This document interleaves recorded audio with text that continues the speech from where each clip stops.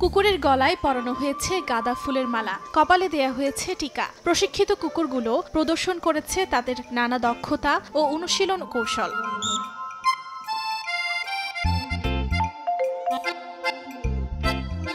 নেপালের রাজধানী কাঠমান্ডুতে চলছে বিশেষ এক উৎসব, কুকুর তিহার উৎসব। কুকুর তিহার নেপালের অন্যতম আনন্দমুখর উৎসব। এই উৎসবে শুধু কুকুর নয়, গরু ও কাককেও পূজা করা হয়।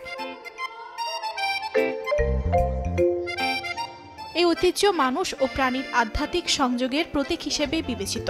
এটি তিহার উৎসবের দ্বিতীয় দিন পালিত হয়। ধর্মীয় বিশ্বাসে কুকুরদের দেখা হয় মৃত্যুর দেবতা যমরাজের দূত হিসেবে, তাই এদিন তাদের প্রতি কৃতজ্ঞতা ও শ্রদ্ধা জানানো হয়। আজ কুকুর তিহার কাঠমান্ডুর অন্যতম আনন্দের উৎসব। আমরা এই দিনে কুকুরদের বিশ্বস্ততা ও বন্ধুত্ব উদযাপন করি। আমার মনে হয় বিশ্বের সব দেশেই নেপালের কাছ থেকে শেখা উচিত।